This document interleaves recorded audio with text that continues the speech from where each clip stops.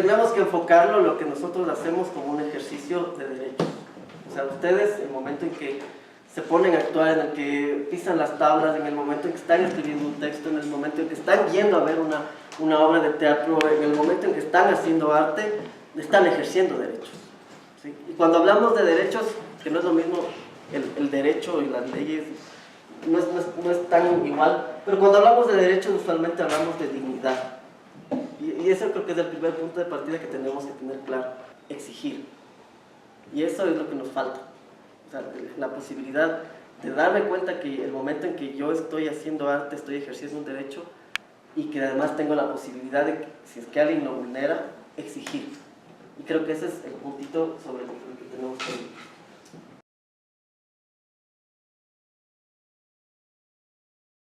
A veces no lo vemos eso como un ejercicio de derecho. Y hay muchas cosas que se cruzan el momento en que estamos creando. El momento en que, como les digo, ustedes están haciendo una obra, el que están escribiendo un texto, el que están leyendo un libro. Hay muchas cosas de por medio que están ahí. Y el primerísimo, es justamente el de la libertad de expresión. O sea, y la libertad de crear. Sí, últimamente perdemos mucho el sentido de eso de las libertades, ¿no? De la posibilidad de ser libres al crear y que eso es en sí mismo un derecho. Y hay otros que a veces también se olvidan. Que también está, por ejemplo, el tema del derecho al trabajo. ¿No es cierto? Cuando pasó esto del pop-up, no sé si ustedes pudieron ver los videos que estaban circulando en las redes, que era una de las cosas que decían las actrices que estaban ahí. ¿Se acuerdan ustedes? Que es su trabajo, su sustento.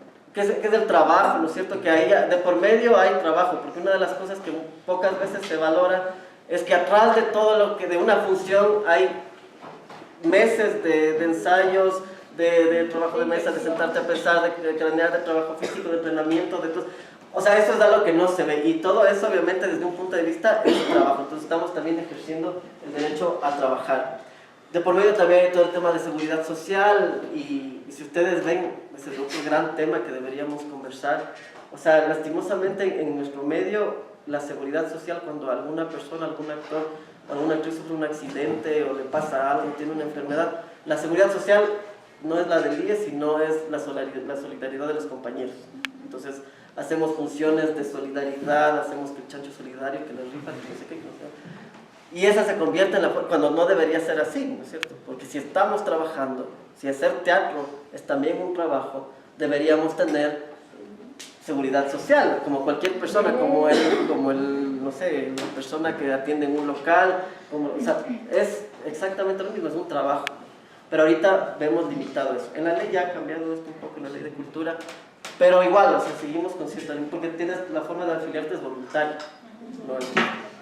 Pero les pongo todo esto para que vean que la actividad que hacemos cruzan diferentes tipos de derechos, y que si hay algo que nos impide ejercer o hacer lo que nosotros estamos tratando de hacer desde el arte, hay una vulneración a cualquiera de estos derechos.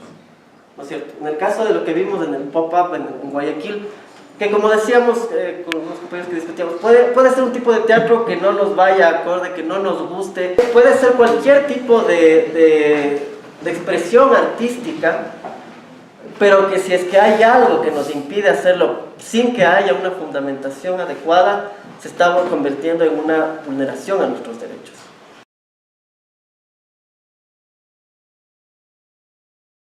Ahí en la Constitución están los derechos, ¿no? Y claro, muchas veces se dice que la Constitución no sirve para mayor cosa, y no es tan falso eso. Pero la Constitución solamente tiene vida si es que nosotros decidimos darle vida. Yo lo que quiero es que ustedes lean unos artículos, que ustedes vean, porque justamente cuando pasan estas cosas uno dice, bueno, y ahora, ¿y dónde está? Pues que yo tengo esto, que sí puedo hacer lo que estoy haciendo. Bueno, ahí está, o sea, ahí está, y es donde tenemos que empezar, ¿sí? Por ahí tenemos que empezar.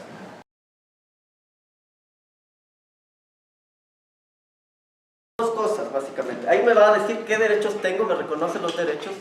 Y la segunda también me va a decir qué mecanismos tengo en caso de que se violenten mis derechos. Eso es lo importante de la Constitución. ¿Sí? O sea, me va a decir, tú tienes derecho a la educación, tienes a la libertad, a la salud, a la edad. Entonces tiene una lista bien linda de derechos que a veces, obviamente, no se cumplen, pero viene la otra parte, que es esto, ¿qué pasa si no se cumplen? La Constitución también me da mecanismos, herramientas, instituciones a las cuales yo puedo recurrir o activar si es que no se cumplen. No es la única forma de defender derechos, ¿verdad?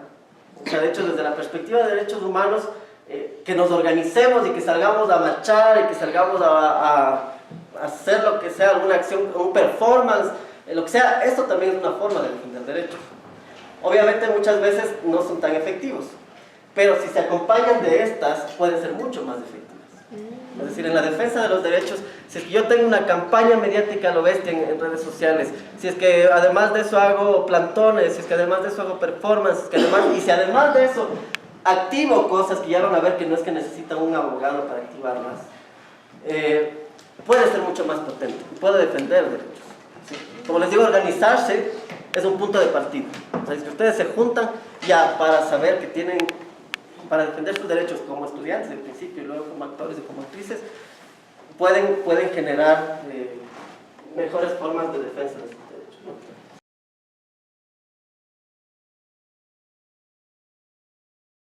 Esto está en la Constitución, ¿no? Esto es uno de los extractos que estoy sacando solamente para que vean lo que dice, que sí tenemos la posibilidad de ejercer sus derechos.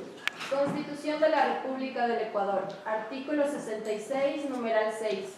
El derecho a opinar y expresar su pensamiento libremente y en todas sus formas y manifestaciones. Ya, ese es el primer derecho, ¿no es cierto? Yo creo que todos alguna vez hemos resultado familiar. ¿Han leído alguna vez un texto así, similar a este? Sí, ¿no es cierto? Es como muy familiar el tema de libertad. El 21 es mucho más potente en el tema de lo que hacemos nosotros. Artículo 21. Las personas tienen derecho a construir y mantener su propia identidad cultural, a decidir sobre sus pertenencias a una o varias comunidades culturales y a expresar dichas elecciones, a la libertad estética, a conocer la memoria histórica de sus culturas y a acceder a su patrimonio cultural, a difundir sus propias expresiones culturales y tener acceso a expresiones culturales diversas. No se podrá invocar la cultura cuando se atente contra los derechos reconocidos en la Constitución. ¿Qué quiere decir para ustedes que tenemos derecho a la libertad estética? ¿A qué les suena eso? O sea, que podríamos usar los elementos que nosotros creamos convenientes en el momento de una significación. Qué sé yo, si quiero salir desnudo, salgo desnudo, si quiero salir con sangre, salgo con sangre, algo así. Ya, exactamente, a escoger cuáles son esos elementos, esas herramientas estéticas para expresar. ¿Qué más? ¿Alguien más quiere decir algo respecto a eso? El modo en que lo presento. El modo en que lo presento, ¿no es cierto? ¿Quién escoge eso? Soy yo. ¿Qué más? No sé si me perdí, pero también se me vino la ropa del diario. ¿Incluye ahí? Claro, sí, es justamente, es que todo el tema de lo estético, ¿no es cierto? Que es esa forma de representación, nos dice hay libertad en la estética. ¿Qué implica esa libertad? Que nadie puede interferir en la forma en la que yo estoy creando, ¿no es cierto? En esa forma estética que yo escojo. Eso muchas veces puede ser desde diferentes lados. O sea, viene el Estado usualmente y te dice, no, es que ahora todas las obras de teatro van a tener una bandera verde con azul. Poner un ejemplo al azar, ¿no es cierto? O van a hablar sobre, o siempre todas las obras de teatro tienen que hablar sobre, no sé, la figura X, o sobre lo que, o reivindicar a Manolita Sáenz. Ahí de por medio ya hay una vulneración de la libertad estética, ¿no es cierto? Ya te están orientando hacia dónde va tu creación, por una parte. Por otra parte también, muchas veces desde empresas que contratan también te ponen eso. Ahí uno acepta, digamos, ¿no? Que dice, bueno, tengo que trabajar, hago de otra forma. Pero en esto de la libertad estética tiene que ver mucho con lo que pasó en el pop-up. Tiene que ver mucho, porque el momento en que viene un grupo de afuera, bajo las lógicas que sea, y dice, no, usted que está haciendo eso, está hablando mal de Jesús, no sé qué, no sé cuánto, clausura, ahí hay una vulneración a esa libertad estética, y que está en la ¿ya? Igual, hay otras cosas ahí que ustedes ven dentro del marco de lo cultural que puede servir. Por ejemplo, el tema de yo puedo pertenecer a una o varias comunidades culturales. Con comunidad cultural también puede haber una acepción muy amplia. O sea, ahorita hay, por ejemplo, comunidades sé, que tienen unas estéticas similares, las comunidades de joperos, por ejemplo, ¿no es cierto?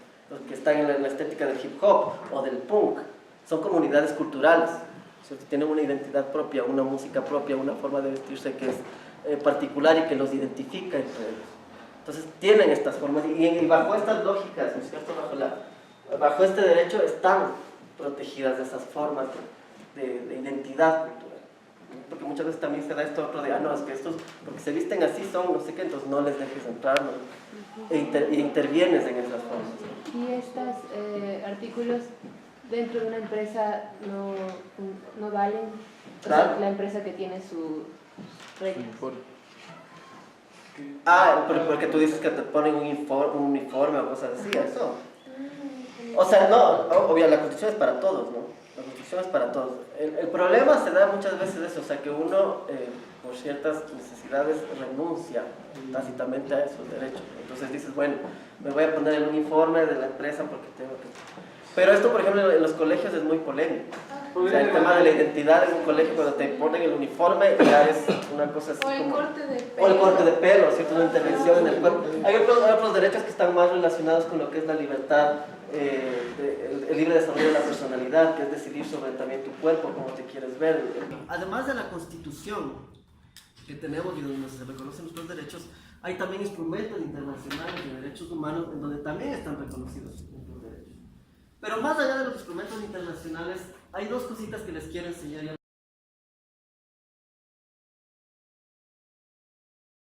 El uno se llama, es el informe de la Relatora Especial sobre los Derechos Culturales y el Derecho a la Libertad de Expresión y Creación Artísticas. ¿Qué es eso? Los relatores de Naciones Unidas, no sé si ustedes han escuchado cuando hay temas, por ejemplo, de libertad de expresión, de relatores sobre temas de pueblos indígenas. Más de moda estuvo el año pasado el de libertad de expresión. Hay relatores internacionales. ¿Qué hacen estas personas? Lo que hacen es vigilar. Vigilar a nivel internacional que los derechos se cumplan. Y estos relatores generan informes que luego los estados tienen que cumplir. Entonces, hay un informe que es que ya vamos a ver una partecita que dice, y hay otro, un segundo caso que ya es a nivel más de Latinoamérica, que es en la Corte Interamericana de Derechos Humanos, un caso que fue clave, y por eso les digo que los estados lastimosamente siguen cometiendo errores. Y es que ustedes no sé si es que han visto una película que se llama La Última Tentación de Cristo. ¿Qué es lo que pasaba? Esa película obviamente tenía una lectura y una visión de la vida de Cristo, que obviamente no era la bíblica, sino que planteaba otras cosas y que en principio había que es lo que decías tú, una sensibilidad, sobre todo desde cristianos y católicos, en el momento en que se exhibió la película. Entonces en Chile decidieron censurar la película. O sea, censuraron la película y dijeron, esta película no se exhibe en Chile. ¿Qué es lo que pasa? Y esto ojo, que no fue en la época de Pinochet, ¿no? Sino fue ya después de la última. Dijeron, no se exhibe la película y censuraron la película. ¿Qué pasó? Los productores, los que tenían los derechos de la película en Chile, le demandaron primero al Estado y dijeron, o sea, ¿por qué no hay derecho? ¿No tiene derecho a censurarnos? El Estado dijo, sí tenemos derecho porque los niños están aquí viendo esto y no vale que vean esto, es que además la mayoría somos aquí católicos y no conocemos los argumentos que ya conocemos. Este caso llegó a la Corte Interamericana de Derechos Humanos. ¿Y qué determinó la Corte Interamericana de Derechos Humanos? Justamente determinó que Chile había violentado el derecho a la libertad de expresión al censurar esa película.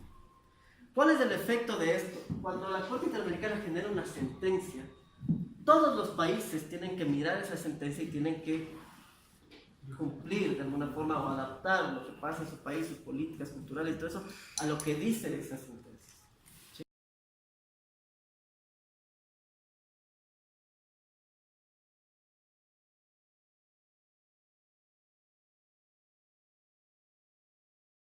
¿Qué dice respecto al tema del uso de símbolos religiosos, políticos y religiosos?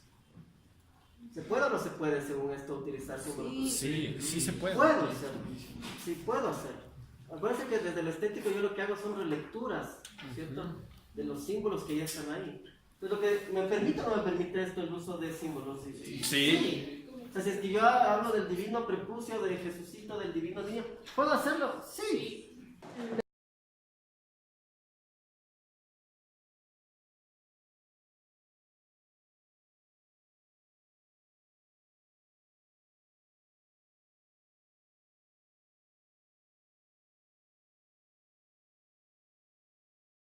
¿Qué podemos hacer? Y aquí yo ya un poco más a lo concreto.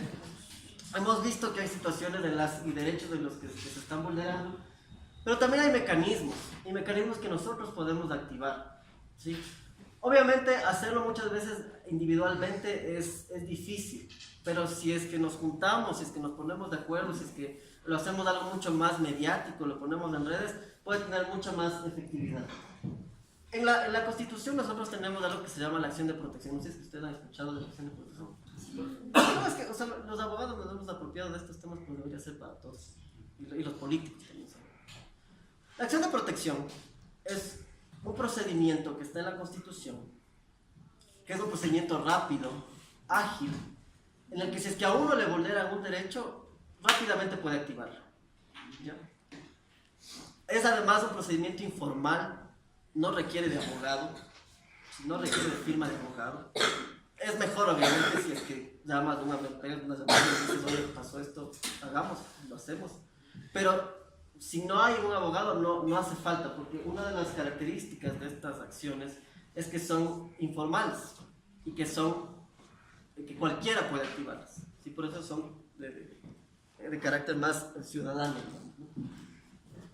Entonces no tiene necesidad. ¿Qué es lo que hace esto? Dice, la acción de protección tendrá por objeto el amparo directo y eficaz de los derechos reconocidos de la Constitución y podrá interponerse cuando exista una vulneración de derechos constitucionales por actos o decisiones de cualquier autoridad pública no judicial o contra autoridades, contra políticas públicas cuando suponga la privación del goce o ejercicio de derechos constitucionales. Es decir, si es que pasan acciones o situaciones como las del pop-up o como las que te pasó a ti, por ejemplo, quizá en ese momento, como les digo, puede que no podamos responder. Pero, horas después, lo que sea, se puede armar una petición, una acción de protección, se la lleva ante un juez y estas realmente son bastante ágiles. O sea, usualmente cuando uno piensa en un juicio, pucha, dice, ay, me va a demorar 3 años de juicio. Estas cosas se demoran 2 semanas, 1 semana, en que haya una audiencia, se exponen los hechos del caso y luego hay una sentencia. Y usualmente son bastante ágiles, ¿no? Y lo que determinan es cuando se haya vulnerado derechos. Esto se ha dado más en casos de discriminación o de otras situaciones así, pero en temas de derechos culturales ha sido muy poco, creo que porque justamente nos hace falta tratar de generar precedentes. Y son formas inmediatas y rápidas para poder recurrir en estas situaciones, ¿no? Entonces, yo igual les puedo mandar un modelo de si es que algo les pasa, cómo llenar una acción de protección y presentarlo. Esto se le presenta ante un juez. ¿Dónde están los jueces ahora? ¿Saben dónde están los jueces ahora? ¿En dónde? ¿En dónde? No. En el Consejo de la Judicatura. No, ahí hay otros jueces. ¿Ustedes han visto frente a esta plataforma que hicieron por el CCI? El edificio grandote, ahí son todos los jueces ahora. Entonces, uno puede llevar ahí, y en el sur también hay otro. Son los complejos judiciales, ahí están los jueces. Entonces, si es que en la práctica les llega a pasar alguna situación de estas. Y como les digo, antes de presentar esto siempre es bueno reunirse, juntarse, ver cómo podemos activar esto, no con ellos, sino entre tus compañeros o con organizaciones de derechos humanos, te juntas y dices, a ver, nos pasó esto, ¿cómo podemos entrar a reivindicar este derecho que nos vulnera? Entonces se vaya y se presenta esta acción, ¿ya?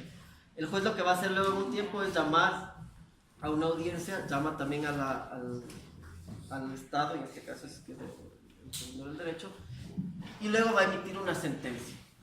Entonces la sentencia se dice, se vulneró tal derecho, se ordena la reapertura, se permiten las funciones, puede ordenar también formas de reparación, como de hecho debe ordenar formas de reparación, ¿no es cierto? Porque estamos hablando que además hay derechos que están siendo vulnerados, laborales, etc. Entonces puede permitir eso. Entonces esta es una vía. Otra es que tampoco se ha activado mucho, es la institución, la Defensoría del Pueblo. Es bastante cuestionada esta institución Pero cuando pasan este tipo de cosas, una de las instituciones a las cuales se puede recurrir es la Defensoría del Pueblo.